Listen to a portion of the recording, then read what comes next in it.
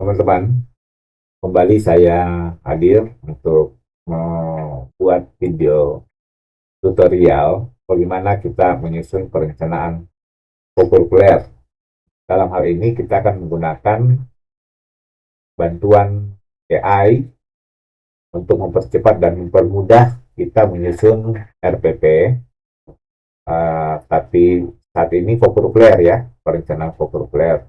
Sebelum kita masuk pada praktiknya, pada sesi ini akan saya buat 3 sesi tutorial ya.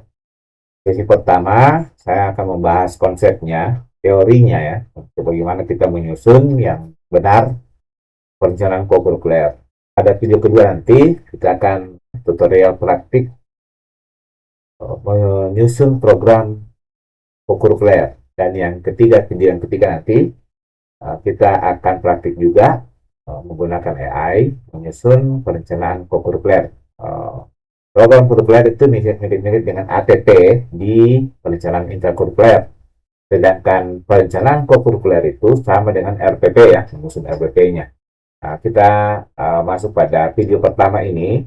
Saya akan menjelaskan sedikit tentang konsep kurikuler itu untuk kita rancang kegiatannya. Kita harus paham dulu pengertian kurikuler.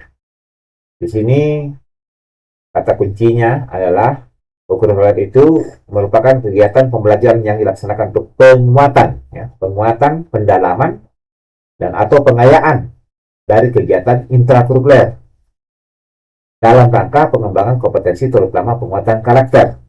Jadi ada 2 hal yang kita harus perhatikan pengertiannya di sini. Jadi kurikuler itu tidak terpisah atau sangat terkait dengan intrakurikuler. Jadi kurikuler itu adalah penguatannya, pendalamannya, atau pengayaannya dari intrakurikuler itu. Ada yang kedua itu adalah yang difokuskan itu kompetensi diutamakan pada penguatan karakter.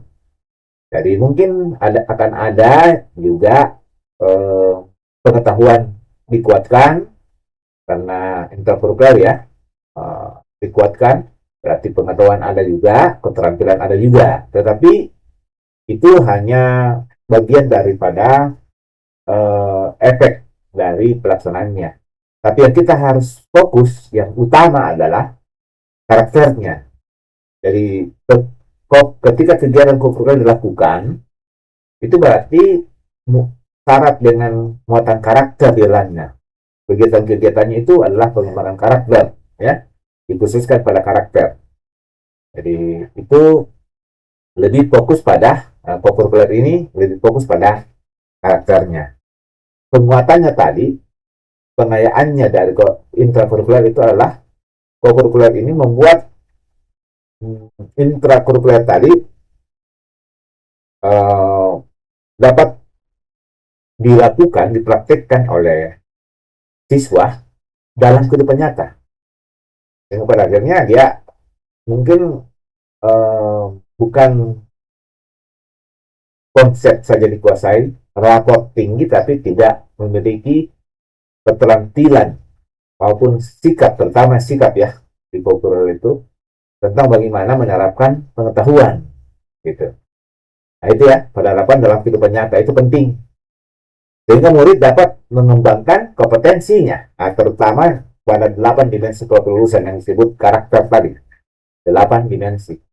Kemandirian, kolaborasi, nalar kritis, kreativitas, komunikasi, dan seterusnya. Itu ada 8 ya.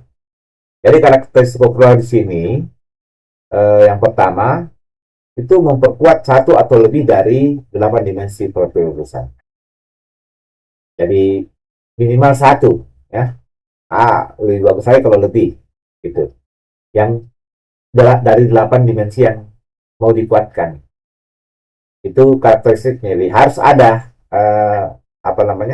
karakter di situ yang dikuatkan. Kemudian kedua, mengembangkan tema sebagai muatan pembelajaran. Nah ini ya, tema. Jadi bukan mata pelajaran, bukan satu mata pelajaran yang misalnya IPA itu kurikulernya IPA, tidak seperti itu. Jadi kurikuler ini tematik. Jadi bisa saja lintas atau bergabung atau terintegrasi beberapa uh, disiplin ilmu atau mata pelajaran tadi sesuai dengan lingkungan kontekstualnya murid. Kemudian yang berikut karakteristiknya adalah alokasi waktu itu dikelola secara fleksibel, ya. Bisa pakai sistem seperti biasa mata pelajaran misalnya dijadwalkan secara reguler, ada juga yang sistem blok, mengembangkan rangkaian kegiatan secara terencana. Jadi kalau kegiatan kokurikuler dilaksanakan, maka seharusnya ada perencanaannya. Ya, ada mulai yang seperti tadi, ada programnya dulu, program satu tahun itu bagaimana kegiatannya, tema-temanya, kemudian kegiatannya itu dibuat dalam bentuk perencanaan, ya, seperti RPP dalam intrakurikuler. Itu harus seperti itu, harus ada perencanaannya. Tidak bisa tiba masa tiba akal. Apalagi kokurikuler ini materinya tidak ada bukunya, ya, nggak sama dengan intrakurikuler, sama mata pelajaran matematika. Itu jelas ada bukunya, buku teksnya, apa yang perlu diajarkan, kompetensi, dan seterusnya. Itu jelas terurai materinya. Tetapi kokurikuler itu kan agak berbeda, karena kokurikuler itu kontekstual, jadi disesuaikan dengan materinya, itu disesuaikan dengan keadaan konteks siswa berada, sekolah berada, sehingga itu sangat beragam, nggak mungkin dibuat satu buku untuk di pedoman untuk umum. Jadi makanya bukunya tidak ada, tapi bagaimana supaya guru-guru mampu menyusun materinya sesuai dengan kebutuhan akan konteks lingkungan sosial budaya siswa tersebut, itu disusun materinya. Pembelajaran intrakurikuler itu disebut kerangka pembelajaran kokurikuler, kerangka pembelajaran mendalam, ya. Kalau di kokurikuler juga ada, sama juga dengan intrakurikuler, di situ kerangkanya ada 4 kerangka pembelajarannya, ada praktik pedagogis, lingkungan pembelajaran, kemitraan pembelajaran, dan pemanfaatan teknologi. Sebenarnya tidak jauh-jauh beda saja juga dengan intrakurikuler. Ya, jadi kerangkanya di sini pertama praktik pedagogis mengutamakan pembelajaran kokurikuler satu mata pelajaran, tapi kokurikuler yang lintas beberapa disiplin atau mata pelajaran. Perlu kolaborasi antara beberapa guru, ya, yang kalau di SMP misalnya beberapa mata pelajaran, guru mata pelajaran terpisah itu harus berkolaborasi untuk membelajarkan kokurikuler ini kepada anak. Saya kira sama juga di SD, ya. Di SD juga walaupun dia guru kelas atau guru yang mengajar beberapa mata pelajaran, tetapi kan ada juga yang tidak semua, ya, mata pelajaran diajar. Seperti ada guru mata pelajaran agama, kemudian guru penjas, nah itu tetap bisa bekerja sama. Contohnya model pembelajaran berbasis penyelidikan, WIRI, ya, penelitian, ya, pembelajaran berbasis proyek, berbasis masalah, itu yang modelnya, ya, dalam kegiatan-kegiatan pembelajaran kokurikuler ini, itu yang biasanya muncul, ya, untuk dilaksanakan. Ya, lingkungan pembelajarannya itu tidak hanya di dalam kelas. Nah, ini paling penting, ya. Jadi seharusnya bisa ada di luar ruangan atau dalam sekolah atau di luar sekolah, di luar satuan pendidikan. Jadi ada komunitas lokal, bahkan ruang digital pun bisa juga digunakan, ya. Ruang digital itu kan kita menggunakan internet atau menggunakan flat panel untuk memunculkan video-video atau apa, ya, di internet itu. Lingkungan yang aman, terbuka, inklusif, dan menghargai itu juga membuat anak-anak semakin keluar, ya, pengembangan karakternya ketika guru melakukan pembelajaran yang kondusif, ya, yang interaksinya dan komunikasinya baik kepada siswa, sangat kondusif kepada siswa, sehingga siswa itu karakter-karakter seperti kemandirian, kolaborasi, komunikasi yang percaya diri, ya, itu semua bisa keluar karena lingkungan yang aman, terbuka, inklusif, dan saling menghargai tadi muncul dari interaksi guru dengan siswa, siswa dengan siswa, ya, atau siswa dengan masyarakat yang menjadi latar belakang kegiatan pokok tersebut. Kita masuk di kemitraan pembelajaran. Jadi ini karena lingkungannya itu sangat beragam, bisa di luar sekolah pun tuh banyak sekali yang akan, karena ini kan kaitannya intrakurikuler dikaitkan dengan permasalahan kehidupan sehari-hari dalam bentuk tematik, itu ya kurikulernya seperti itu, sehingga mau tidak mau siswa itu harusnya bisa menerapkan ilmunya di dalam masyarakat, di dalam kehidupan sehari-hari, di rumahnya, ya.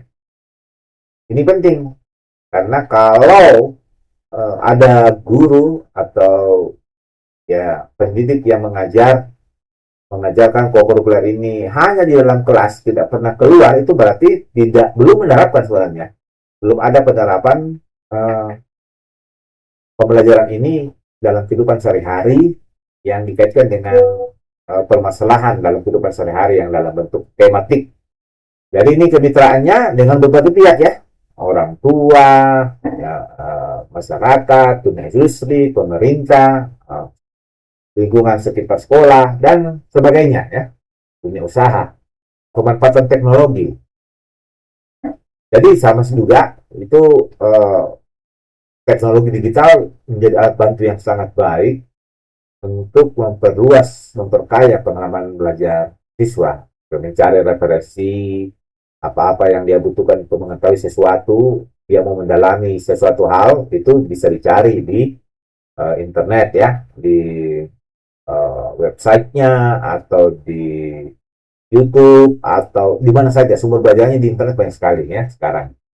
Apalagi ada AI juga, mendokumentasikan, ya, beberapa informasi itu didokumentasikan, kemudian diproses, disimpulkan, lalu disampaikan, dikomunikasikan, ya. Nah, itu semua bisa dilakukan dalam bentuk digital, ya, semua. Berkolaborasi jarak jauh juga bisa mengkristalisikan ide dalam bentuk visual, ya, apakah itu dalam bentuk infografis, ya, di media sosial atau di mana, ya, itu bisa dilakukan di internet. Di awal tahun pelajaran itu seharusnya ada tim yang dibentuk, ya. Jadi teman-teman ketika masuk pelajaran baru itu tim sudah tersedia, sudah dibentuk, dan inilah tugasnya untuk melakukan perencanaan kurikuler. Nah, jadi sini tim ini ada masing-masing perannya. Kepala sekolah, koordinator kurikuler, fasilitator kurikuler, dan tenaga pendidikan. Nah, yang pertama itu adalah kepala sekolah dulu, penting sekali. Ini menyusun kesepakatan dan regulasi pendukung.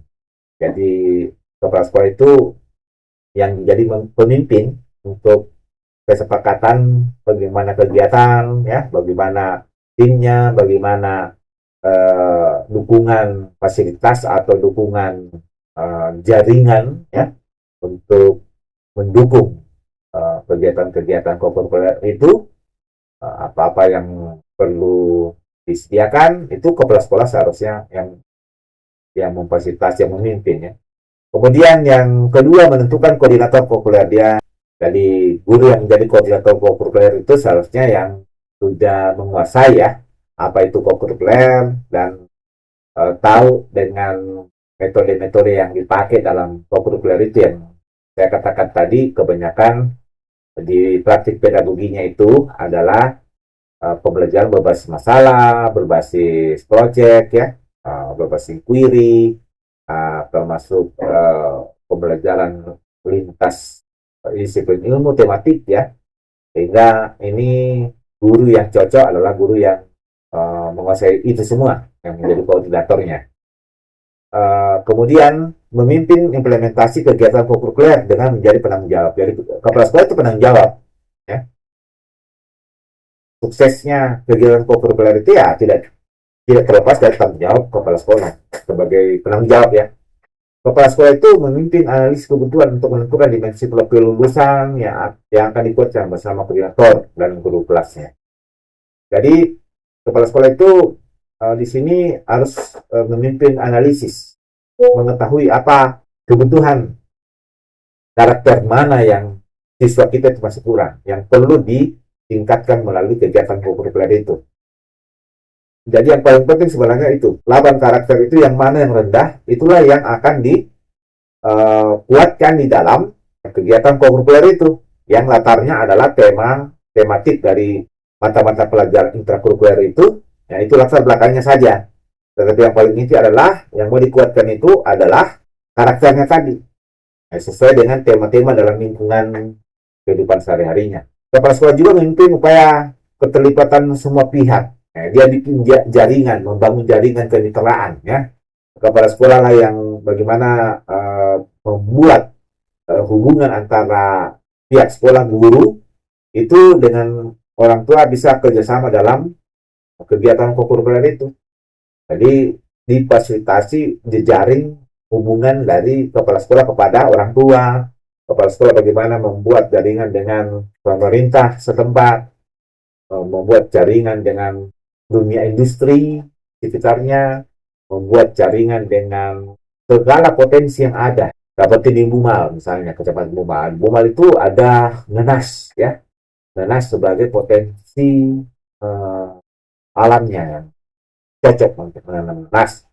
Tapi nanas belum dikembangkan dengan baik. Maka itu menjadi prioritas di lingkungannya itu untuk menguatkan karakter melalui latar tematik itu tadi, mengolah nanas misalnya atau tema yang lain. Yang jelas harus disesuaikan. Di Tondok Bakaru ini atau di sekitar Mamasa ini, Tondok Bakaru itu ada namanya desa wisata.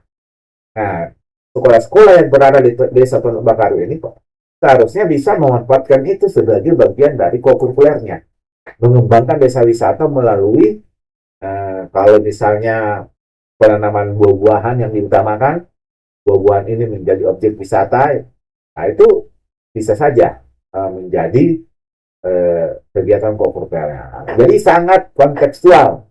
Nah, ketika kontekstual seperti ini, harusnya kepala sekolah bisa membuat jaring kerjasama.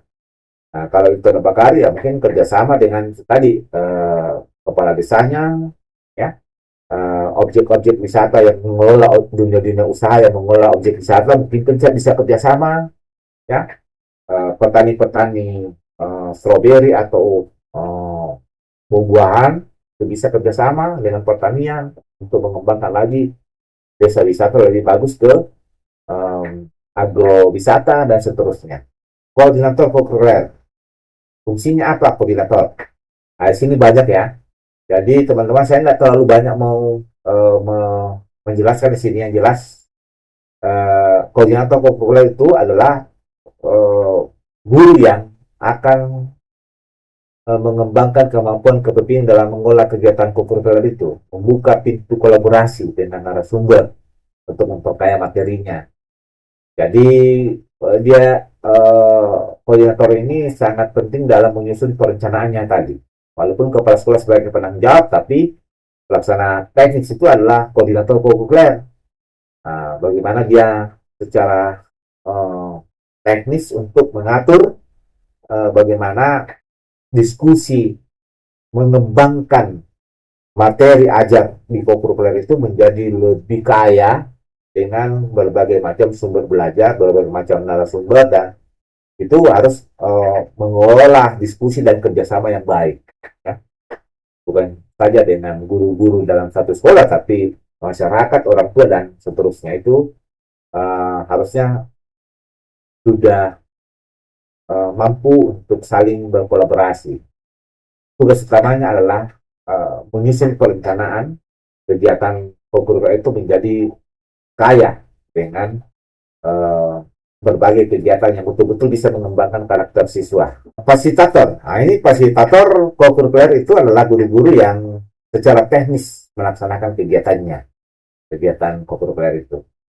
Nah, jadi yang pertama-tama pasti ya bersama-sama lah menyusun dengan koordinator. Bukan cuma koordinator yang menyusun ya perencanaannya, tetapi tetap fasilitator itu bersama-sama koordinatornya.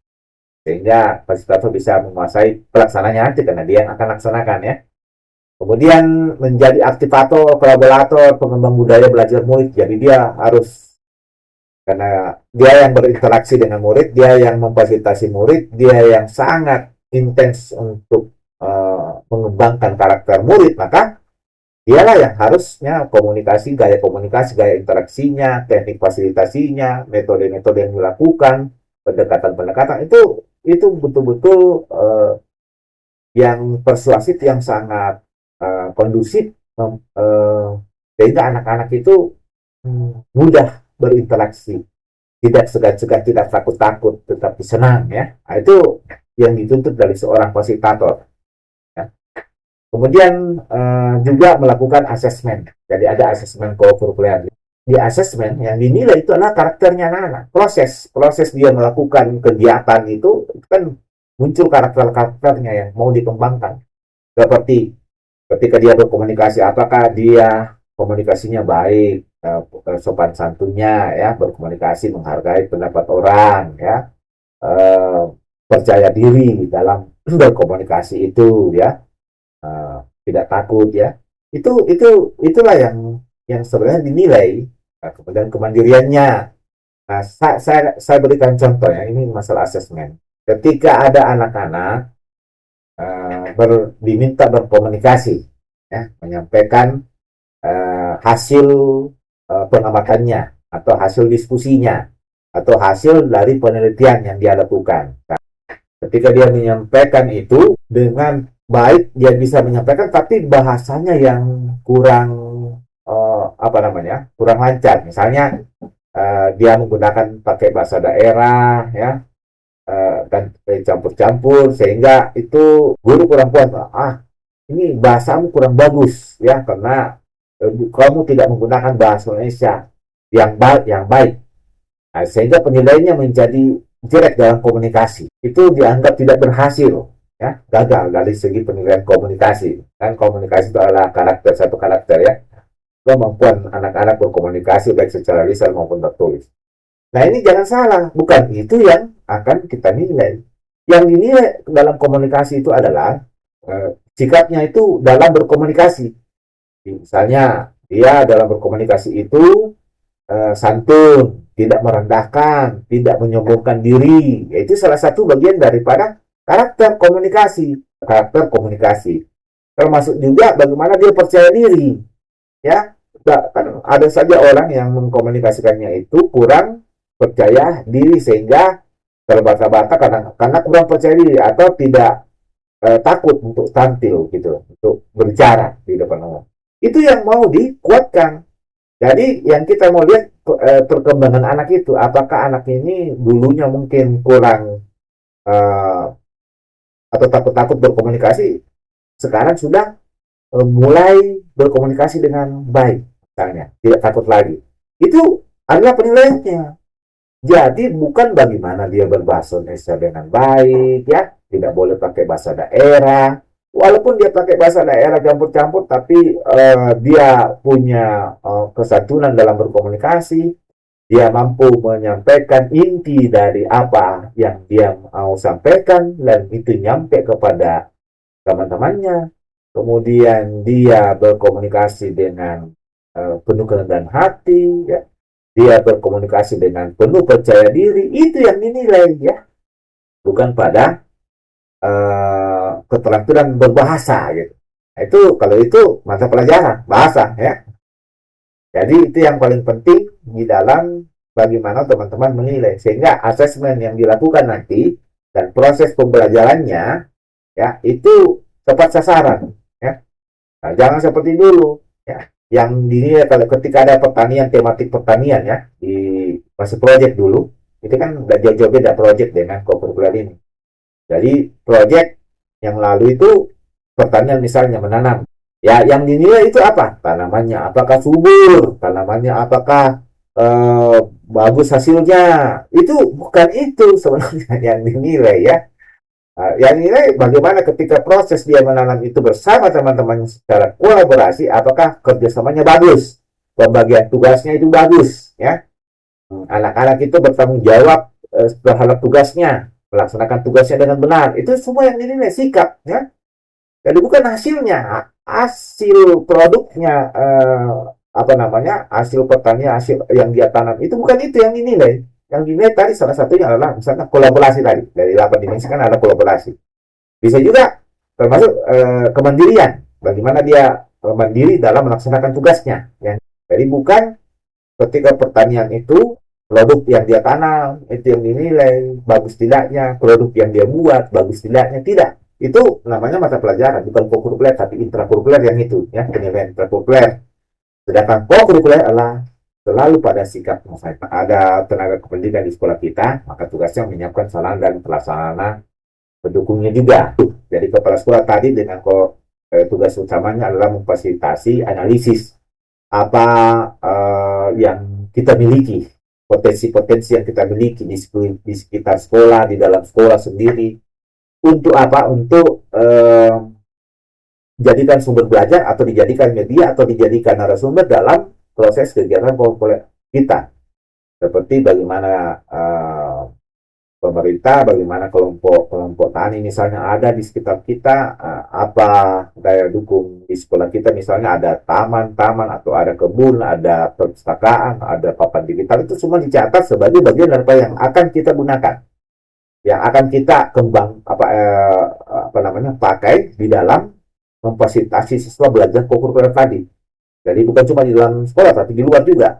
Ada kelompok tani, ada dunia usaha, ada orang tua, kelurahan atau aparat desa, ya, tokoh agama. Itu banyak sekali yang kita bisa lihat potensi itu yang bisa kita buat jejaring. Nah, itu yang menjadi analisis apa-apa potensi yang ada di sekolah kita maupun di sekeliling sekolah kita. Perencanaan kokurikuler itu ada 7 langkah membuat perencanaannya ya. Ada kita menyusun dimensi profil lulusannya dulu, dipilih ya. Dari 8 itu yang mana yang kembangkan ke anak-anak yang masih kurang. Tentunya yang masih kurang di anak-anak itu yang harus kita kembangkan. Kemudian ada tema dalam kegiatan populernya. Jadi kita bisa lihat tema itu terkait dengan hal-hal aktual yang ada dalam kehidupan anak-anak di sekitarnya, itu yang bisa kita angkat sebagai tema, sehingga ini akan sangat terkait dengan penyelesaian masalah dalam kehidupannya sehari-hari, ya, karena masalah-masalah di sekelilingnya aktualnya. Kemudian bentuk kegiatan kokurikulernya bagaimana?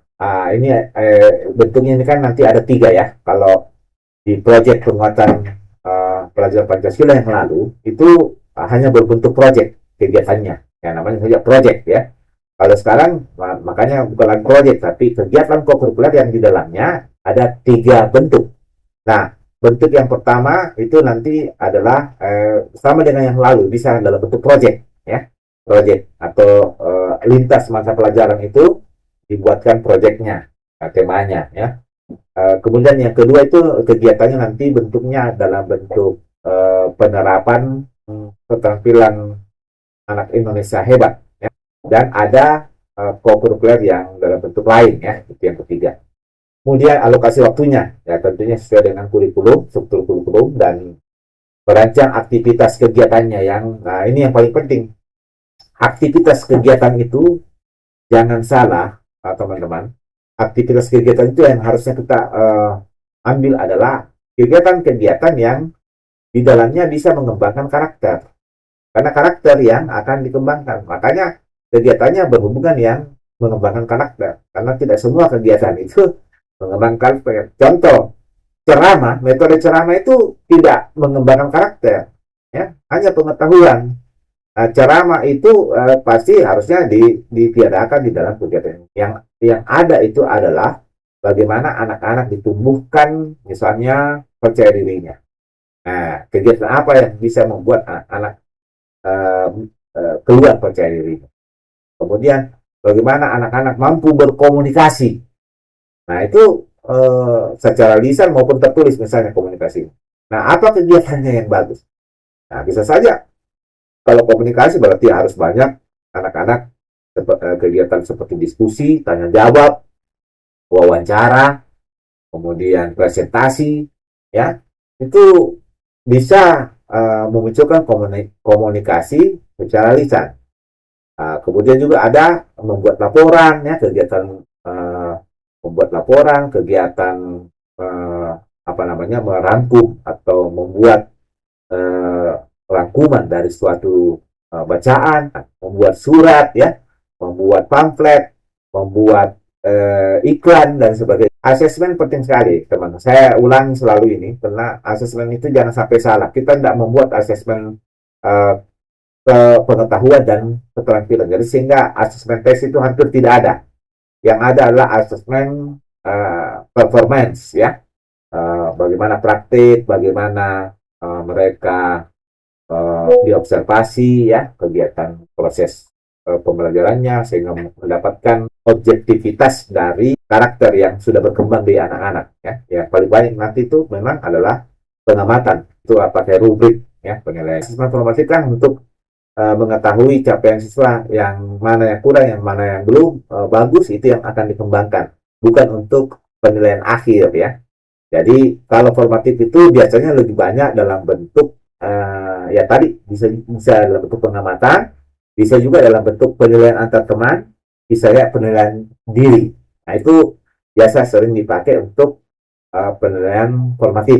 Contoh tema di sini, temanya kalau dulu sangat terbatas ya. Kalau yang lalu proyek pembuatan pelajaran Pancasila itu temanya cuma 6 di SD, 7 di SMP. Temanya itu nggak bisa keluar dari situ. Tapi kalau sekarang temanya itu terserah yang menyusun itu guru ya masing-masing ketika menyusun perencanaan itu bebas ya, tidak ada lagi yang diharuskan sekian tema ya, itu bebas kita membuat tema yang sesuai dengan konteks lingkungan siswa tadi ya. Kegiatan co-curricular ini ada 3 bentuk yang saya katakan tadi ya. Pertama, kegiatan co-curricular melalui pembelajaran kolaboratif lintas disiplin ilmu, itu dalam bentuk proyek yang seperti yang lalu ya, proyek pemadaman profil pelajaran Pancasila itu bisa seperti itu sama.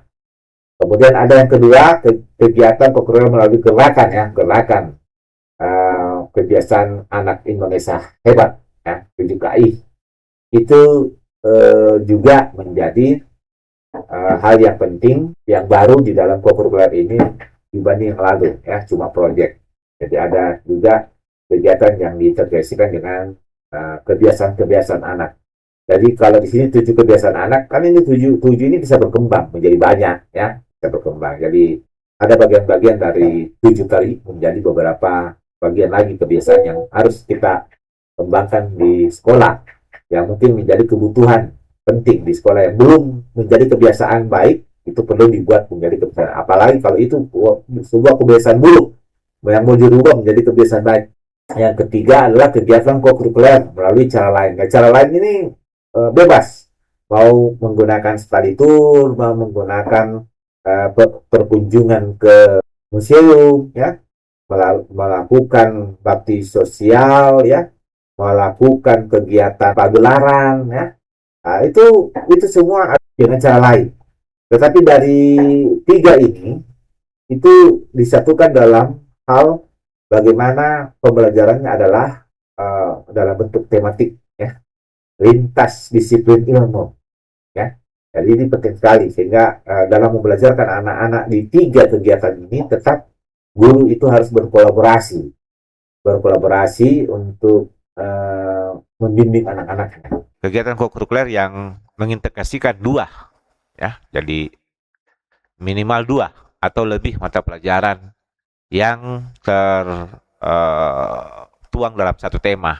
Pembelajaran kolaboratif lintas disiplin ilmu itu alur pelaksanaannya bisa berbentuk seperti ini ya. Jadi pertama, penentuan dimensi profil lulusannya dulu. 8 karakter lulusan itu kira-kira yang mana yang akan kita fokus kembangkan kepada anak-anak. Misalnya pada kemandirian, kreativitas, nalar kritis ya. Mungkin 3 itu menentukan dimensi tadi, beberapa dimensi tadi, lalu dari situ kita masuk ke penentuan tema. Jadi apa karakter yang mau ditingkatkan dari anak yang masih kurang misalnya, kemudian di tema apa yang paling bagus disesuaikan dengan latar belakang lingkungan siswa. Apa yang aktual di dalam lingkungan siswa itu kita jadikan tema sebagai latar belakangnya. Nah, dari tema itulah setelah ada, misalnya temanya budidaya nanas, yang ada 3 tadi, misalnya karakter yang mau ditingkatkan dari anak-anak, misalnya kemandiriannya, nalar kritisnya nanti, dan kreativitas. Jadi bisa saja anak-anak nanti dari budidaya nanas ini mereka punya kreativitas memproduksi nanas yang diolah itu menjadi apa, itu ada kreativitas muncul, ada nalar kritis dulu, memikir solusinya, lalu muncullah kreativitasnya, dan ada kemandirian untuk melakukan, mewujudkan, membuat sesuatu. Lalu ditinjau dari tema itu, budidaya nanas misalnya tadi, ada berapa mata pelajaran yang terkait dengan itu.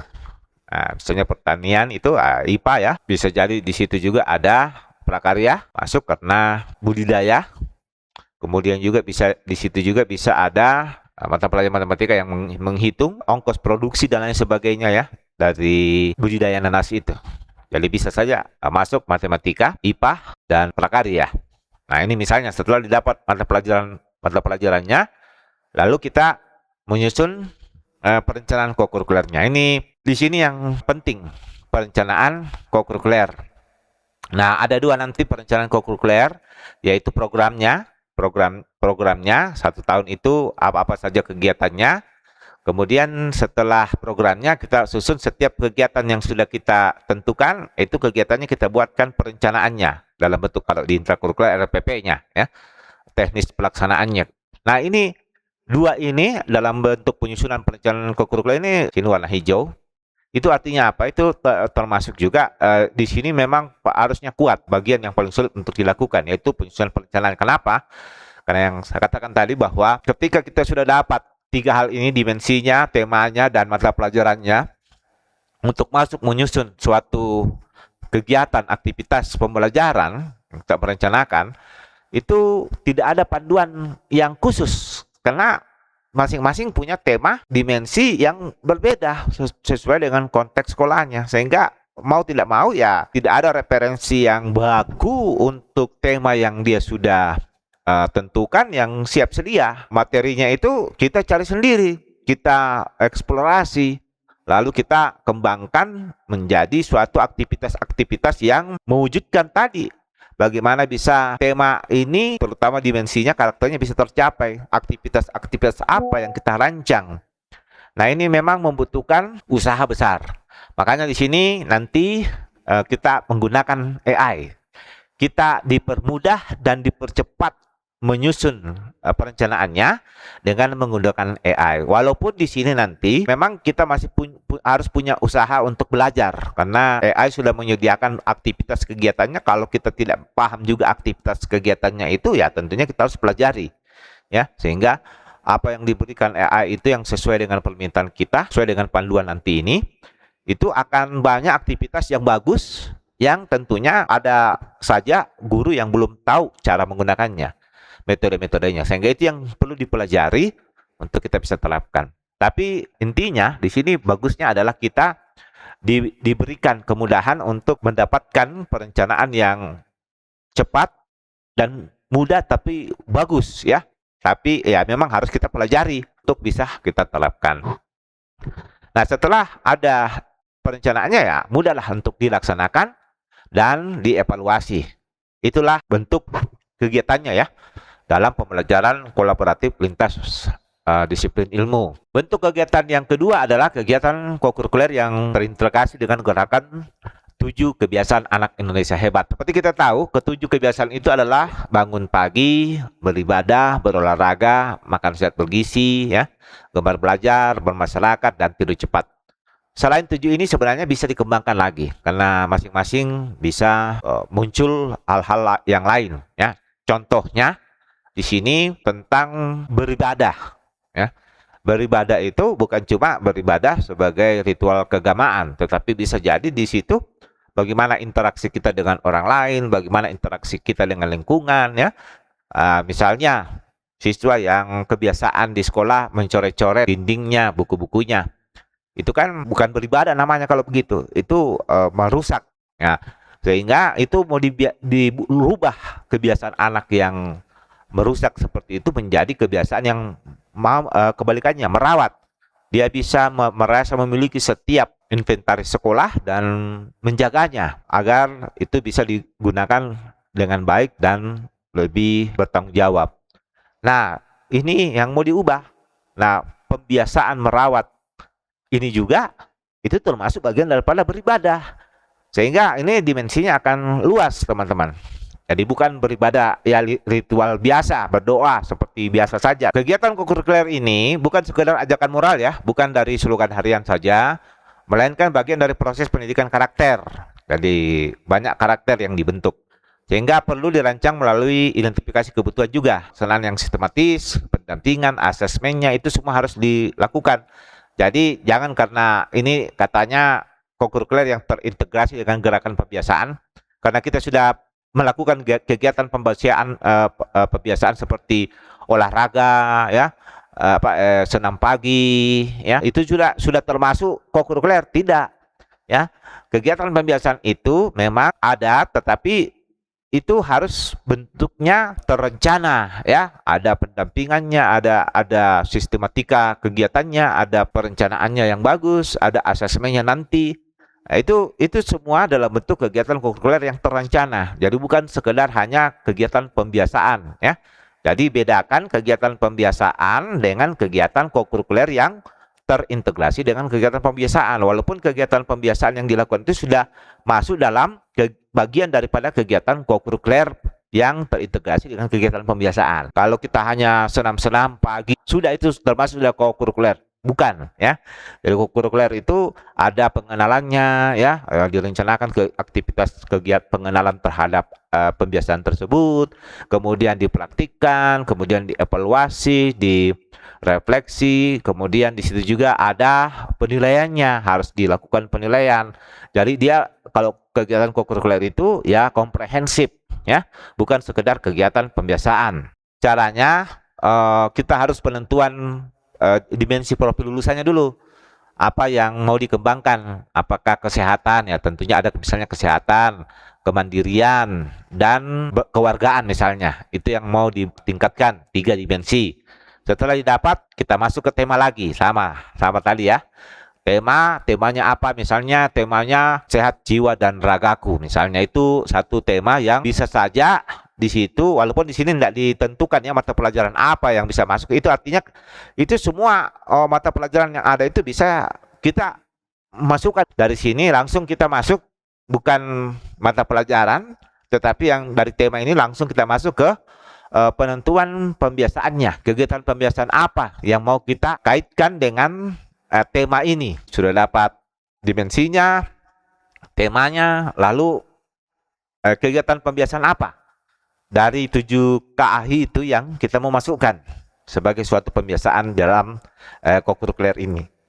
Setelah itu baru masuk penyusunan perencanaan kokurikuler. Sama dengan yang tadi, ketika kita merencanakan, ya tentunya nanti kita akan dipercepat dan dipermudah dengan AI. Ya tinggal kita pelajari. Yang lanjutnya ya pelaksanaannya dan evaluasinya, sama dengan yang tadi. Pelaksanaan kegiatan pembiasaan ini harus membangun kesepakatan antara guru dan murid sebagai upaya membangun kesadaran sekaligus menjelaskan pelaksanaan kegiatan kokurikuler yang akan dilakukan.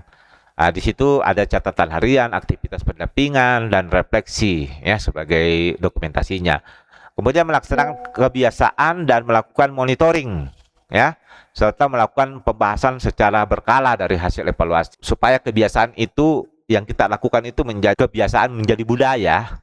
Maka tentunya ada teknik-teknik ya seperti yang disampaikan di sini. Harusnya itu bisa sekali saja dibiasakan, nah akhirnya bisa membudaya. Kan banyak yang gagal ya. Kegiatan pembiasaan itu dilakukan terus, itu malah kegiatan yang seharusnya satu kali saja kegiatan, setelah itu sudah dilepas menjadi suatu kebiasaan. Nanti kegiatan pembiasaan dilakukan baru anak-anak laksanakan, tapi kalau kegiatan pembiasaannya sudah dihentikan, maka bukannya menjadi kebiasaan tetapi menjadi dilupa lagi. Itu yang perlu diperhatikan ketika kokurikuler ini dilakukan. Harusnya kegiatan pembiasaan itu betul-betul menjadi kebiasaan anak-anak, menjadi budaya anak-anak. Tanpa dilakukan lagi proyeknya kokurikulernya, itu tetap berlangsung ya. Ya seperti itu ya maksudnya. Bentuk kegiatan kokurikuler yang ketiga Itu disebutkan sebagai kegiatan kokurikuler yang melalui cara lainnya. Karena banyak ya, banyak cara bisa dilakukan. Yang penting tadi ya, ada proses di mana kegiatan cara lainnya ini kontekstual, lokal. Jadi betul-betul yang terkait dengan kehidupan anak sehari-hari ya. Yang berbasis nilai-nilai satuan pendidikan, karakter ya. Itu bebas sekolah mengembangkan kegiatannya dengan cara lain ini. Tahapan kegiatannya itu sama. Kita mulai dari penentuan dimensi profil lulusannya yang mana ya. Kemudian penentuan nilai-nilai kekhasan program unggulan sekolah atau kebijakan pemerintah setempat yang lainnya. Bisa berbagai bentuk ya. Seperti tadi nilai-nilai yang mau ditingkatkan. Nah, berarti sesuai dengan nilai-nilai budaya yang ada di sana. Misalnya contoh ya, di Bala ada tarian-tarian khas di sana. Sekolah-sekolah yang di Bala maka bisa mengambil nilai-nilai dari budaya tari-tarian. Misalnya bulu londong itu tarian khas di Bala itu, kemudian itu dibuat jadi kokurikuler ini menjadi kebiasaan anak-anak anak-anak sekolah atau di Bala itu, sehingga bulu londong atau tarian-tarian khas Bala ini tidak punah, tetapi jadi kebiasaan orang di sana untuk dipentaskan, untuk dilakukan dalam kegiatan-kegiatan di Bala maupun di Momas. Setelah didapat, oh ini nilai-nilai yang mau diangkat, lalu ditentukanlah temanya. Misalnya temanya bulu londong, tarian khas Bala, itu misalnya temanya. Setelah itu kita susun perencanaannya sama ya, pelaksanaan kokurikuler, kemudian evaluasi. Jadi nanti penyusunan perencanaannya tetap kita gunakan juga AI ya. Kita masuk ke tujuan. Kalau tadi sudah alur kegiatan alur pelaksanaan kegiatan masing-masing bentuk kegiatan kokurikuler ada 3. Sekarang tujuan pembelajarannya. Jadi sama dengan mata pelajaran intrakurikuler, membelajarkan anak perlu di kokurikuler juga perlu tujuan pembelajaran. Nah, tujuan pembelajarannya itu agak berbeda dengan intrakurikuler. Kalau komponen tujuan pembelajarannya adalah gabungan antara kompetensi yang ingin dibangun dan konten atau muatan nilai yang ingin ditanamkan. Ada kesamaannya di intrakurikuler dengan kokurikuler, sama-sama kompetensi dan konten ada dalam tujuan pembelajaran kan. Kompetensinya apa yang diharapkan kemampuan siswa meningkat, dan dari segi kontennya adalah materinya ya, muatan nilainya yang mau ditanamkan. Tetapi di sini di bagian kedua ini kompetensinya itu adalah karakter 8 dimensi profil lulusan kalau di kokurikuler. Sedangkan intrakurikuler itu kan CP dia ya. CP-nya itu ada 3 kompetensinya. Tiga-tiganya penting, yaitu pengetahuan, keterampilan, dan sikap. Tetapi khusus di kokurikuler ini, kompetensinya yang diutamakan adalah 8 dimensi profil lulusan atau karakternya ya. Nah, itu yang diutamakan. Yang lainnya tidak usah difokus, dia muncul sendiri itu pengetahuan dan keterampilan. Tetapi kita fokus pada karakter. Nah, itu bedanya. Dan kontennya, kalau kontennya di intrakurikuler kan per mata pelajaran, pokok bahasa mata pelajarannya itu apa, ya itu yang dijadikan sebagai kontennya. Tetapi kalau di kokurikuler itu adalah temanya, isu lingkungan masyarakat apa yang mau dibawakan, ya itu temanya. Jadi di situ bedanya. Kontennya adalah bisa lintas mata pelajaran karena berbentuk tema, ya judul yang situasi aktual, masalah aktual yang ada di lingkungan mereka itu yang diangkat. Bisa juga konteks misalnya desa wisata. Kalau di temanya di lingkungannya itu adalah desa wisata yang kita mau angkat. Atau bisa juga kerajinan tangan. Yang berbau kerajinan tangan misalnya temanya.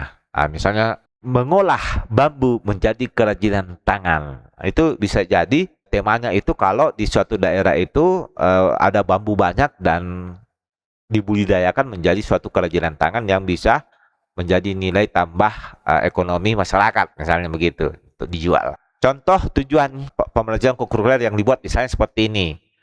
Murid mampu mengidentifikasi kondisi lingkungan sekitar dan menyampaikan pesan ajakan hidup bersih secara kreatif. Nah, itu ada konten dan kompetensi tadi. Kompetensinya kan ada 8 dimensi. Tadi ya kita bisa pilih situ ya dari 8 itu. Kompetensi yang diangkat adalah penalaran kritis, komunikasi dan kreatif. Kenapa? Karena di sini ada kata-kata mampu mengidentifikasi kondisi lingkungan sekitar. Itu sudah nalar kritis itu. Ketika dia bisa mampu mengidentifikasi kondisi lingkungan sekitarnya, maka itu sudah kemampuan bernalar kritis. Kemudian juga ada kata menyampaikan pesan ajakan hidup. Itu kan komunikasi. Bagaimana dia menyampaikan pesan itu, apakah dalam bentuk lisan, apakah dalam bentuk tertulis, dalam bentuk gambar, ya, dalam bentuk pamflet, pesan-pesannya itu ya dalam bentuk iklan, ya. Itu merupakan keterampilan komunikasi atau kemampuan karakter anak untuk berkomunikasi, ya. Kemudian kreativitas bisa dilihat dari itu tadi, secara kreatif di sini dikatakan, ya. Ajakan hidup bersih secara kreatif. Nah, itu kreativitas juga akan muncul. Kontennya tentang kesehatan lingkungan atau kepedulian sosial karena menyampaikan pesan ajakan hidup bersih. Mungkin karena kurang baik kondisi lingkungannya di situ sehingga anak-anak diperkenalkan dengan situasi sosial yang perlu meningkatkan kesehatan lingkungan dengan mengajak. Mereka paham lalu mengajak dan peduli terhadap keadaan sosial di lingkungannya. Itulah kontennya. Jadi kontennya ini bisa terkait banyak mata pelajaran juga, ya. Di situ lintas mata pelajaran, ya. Jadi itu tujuannya. Nah, sekarang kita masuk di alokasi waktunya. Ini mulai dari SD kelas 1 sampai SMP kelas 9. Itu seperti ini ya, alokasi waktunya. Jadi kalau kita lihat berapa jam per minggu, itu sudah bisa kita tahu di sini. Kalau kelas 1 dan kelas 2 itu 6 jam per minggu. Kemudian dari kelas 3 sampai kelas 6 itu 7 jam per minggu. Nah, kalau SMP itu 10 jam per minggu. Kalau dihitung per minggu. Jadi itu kan bisa kegiatannya bisa dilakukan seperti mata pelajaran ya. Dia setiap hari ada misalnya atau dalam satu minggu itu ada beberapa kali kegiatannya yang jelas ada 10 jam. Kalau mau dibuat jadi 5 hari berarti 22 jam. Atau cuma 2 hari berarti 5 jam satu hari. Nah, itu misalnya seperti itu. Atau mau dibuat satu minggu satu kali saja. Satu hari itu 10 jam. Ya, bisa seperti itu. Bahkan sistem blok juga bahwa dalam 3 minggu atau 4 minggu atau 1 bulan itu diselesaikan. Ya, diselesaikan anak-anak dalam satu bulan itu hanya belajar kurikuler saja. Intrakurikuler nanti berikutnya itu namanya sistem blok. Tapi itu memang membutuhkan kemampuan untuk mengelola waktu dengan baik, ya. Nah, itu kalau belum sampai di situ ya biarlah sistem reguler dulu atau sistem mata pelajaran seperti biasa yang dilakukan per minggu ya. Merancang aktivitas kokurikuler. Nah, ketika kita merancang aktivitasnya sama dengan pembelajaran mendalam ya. Itu pengembangan aktivitas dalam kegiatan kokurikuler ini perlu mempertimbangkan pengalaman belajar. Ya, pertama ini bertahap ya, harus memahami dulu anak-anak itu dalam proses aktivitas kegiatan membelajarkan kokurikuler temanya tadi itu mulai dari kegiatan memahami. Setelah memahami, dia paham secara bermakna, menggembirakan dan seterusnya, itu masuk ke dalam mengaplikasi. Nah, apa yang dia pahami tadi, apa yang sudah dimengerti tadi, ya, lalu dia aplikasikan. Setelah mengaplikasi itu dilakukan kegiatan refleksi. Nah, ini juga sama dengan interkurikuler. Kegiatan kurikuler itu disusun berdasarkan pengalaman belajar 3 hal ini. Kemudian satuan pendidikan menetapkan secara mandiri jumlah kegiatan dalam 1 semester, dalam 1 tahun itu. Yang jelas tentunya mengikuti yang waktu tadi, ya, jadwalnya. Jangan sampai tidak sesuai dengan waktu tadi. Bebas menentukan kegiatannya itu berapa. Misalnya dalam 1 tahun ada 3 kegiatan kokurikuler. Atau dalam pelaksanaannya dalam 1 semester ada 3 kegiatan kokurikuler. Nah, 3-tiganya itu misalnya ada pertama proyek dalam bentuk proyek lintas mata pelajaran. Bisa yang kedua dalam bentuk pembiasaan, ya. Dan yang ketiga dalam bentuk misalnya pagelaran atau kunjungan atau bakti sosial atau kegiatan basar atau apa, ya. Itu yang ketiga. Nah, dari 1 semester bisa dilakukan 3 atau 2. Terserah kita, ya. Ya, bisa saja 1 semester 1 saja, 1 kegiatan. Itu di sini dikatakan secara mandiri, ya, menetapkan secara mandiri jumlah dan apa saja aktivitas yang akan dilakukan. Jumlahnya ya, 1 boleh, 2 boleh, 3 boleh dalam satu semester ya. Dan juga aktivitasnya, apakah dalam bentuk kegiatannya itu adalah kolaborasi lintas mata pelajaran atau proyek, atau dalam bentuk kegiatan pembiasaan, atau dalam bentuk kegiatan lainnya. Itu bebas teman-teman ya, harus sesuai dengan alokasi waktu itu tadi ya. Ini contoh aktivitas kokurikuler yang bisa dilakukan. Pertama, dia bersifat praktikal. Aktivitas yang bersifat praktikal, misalnya kegiatan berkebun, bertukang ya, mengolah bahan pangan, membuat kerajinan tangan, membuat suatu produk ya, model market, instalasi ya, kegiatan olah fisik dan lain-lain. Itu praktik. Tapi kalau yang berikutnya adalah aktivitas keagamaan yang berhubungan dengan ini, bisa di sini berbagai macam ya, mengumpulkan sumbangan, korban bencana alam dan lain sebagainya. Kemudian yang berikut kunjungan atau pemanfaatan fasilitas umum. Nah, misalnya ada cagar budaya, ada desa wisata ya. Kunjungan ke cagar budaya, kunjungan ke desa wisata, kunjungan ke museum, kunjungan ke perpustakaan daerah ya, atau tempat-tempat yang baik untuk menjadi sumber atau media pembelajaran bagi siswa kita. Itu juga bisa dilakukan aktivitasnya. Ini kan aktivitasnya dalam bentuk kegiatan lain ya. Aktivitas penelitian dan yang melibatkan pengumpulan dan penjajian data. Nah, ini yang berbentuk proyek biasanya. Anak-anak itu bisa melakukan penelitian dalam bentuk itu tadi. Kalau yang ini pengumpulan data atau penjajian data, dia harus melakukan pengamatan, melihat langsung, terjun langsung mengamati. Dari hasil pengamatan itu kemudian mereka menganalisis, kemudian membuat kesimpulan dan menyajikannya. Nah, itu dalam bentuk penelitian ya. Bisa anak-anak membuat juga laporan penelitiannya, laporan pengamatannya.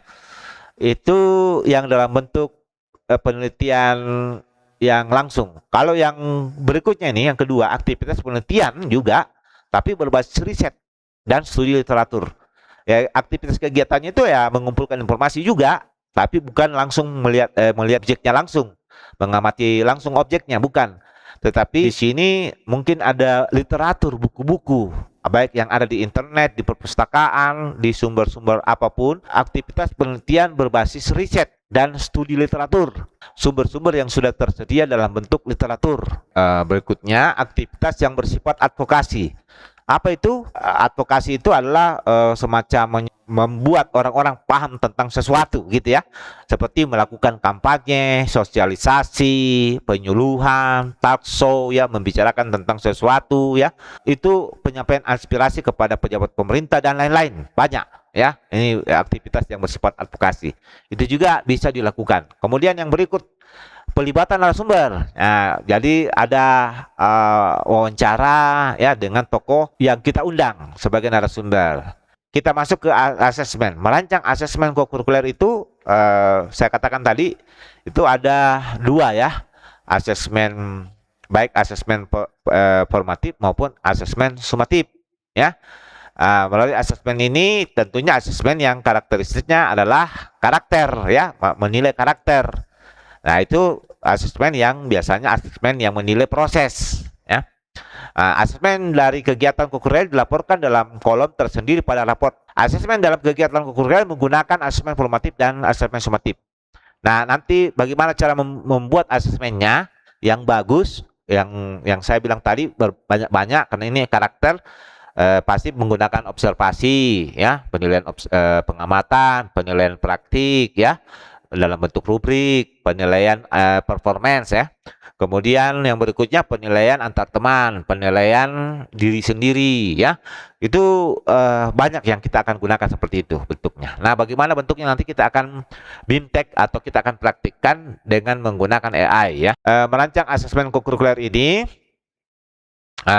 contohnya tadi asesmennya ya, jurnal refleksi, observasi keterlibatan, umpan balik teman sebaya, penilaian diri. Itu contoh-contoh bentuk asesmennya. Sedangkan contoh bentuk asesmen sumatif itu penilaian kinerja ya, produk berbasis kebudayaan lokal, penilaian kebiasaan, itu pasti dalam bentuk pengamatan ya. Inilah contoh bagaimana kita menuliskan kokurikuler di raport. Kalau proyek P5 dulu ada raportnya khusus per tahun, dan itu agak ribet, panjang, banyak yang diisi. Tapi sekarang raport kokurikuler itu sama dengan raport intrakurikuler, dia satu setiap semester dilaporkan dan hanya dalam bentuk singkat seperti ini ya. Ada kolomnya khusus atau matriksnya khusus yang diisi dua hal saja. Apa karakter yang paling baik diperoleh siswa kompetensinya, dan apa karakter dari 8 dimensi itu apa yang masih sangat rendah yang perlu diperbaiki ya, yang perlu ditingkatkan. Nah, contohnya di sini, Ananda sudah baik dalam kolaborasi yang terlibat dari kemampuan bekerja sama dengan sesama teman pada beberapa proyek pembelajaran interdisipliner. Namun Ananda masih perlu melatih dalam mengkomunikasikan gagasan. Nah, di sini yang rendahnya masih adalah dalam bentuk komunikasi. Karakter komunikasinya masih kurang. Apakah mungkin kurang bisa menyampaikan gagasan atau kurang berani atau bagaimana ya? Nah, itu yang mau ditingkatkan. Kemudian sudah bagus di sini dikatakan kemampuan kerjasamanya, bekerja sama dengan teman-temannya. Nah, itu. Jadi itu saja, minimal ada dua hal itu tadi, yang paling bagus maupun yang paling kurang ya. Dan itu bisa saja ditambah. Kalau misalnya ada dua karakter yang bagus, silakan. Ada 3 karakter yang masih perlu tingkatkan yang sangat rendah, nah itu juga bisa. Ini kan contoh saja. Seperti itu saja teman-teman ya, melaporkan hasil penilaiannya di raport. Contoh program kokurikuler ya. Jadi kegiatan kokurikuler itu perencanaannya ada 2, program kokurikuler dan perencanaan kokurikuler. Jadi sebenarnya kalau program kokurikuler itu berhubungan dengan sama dengan ya, mirip-mirip ATP. Kalau di intrakurikuler ya ATP, alur tujuan pembelajaran atau silabus dulu. Kalau perencanaan kokurikuler itu sama dengan RPP-nya atau modul ajarnya di intrakurikuler. Jadi kalau yang ini RPP-nya untuk kokurikuler ya.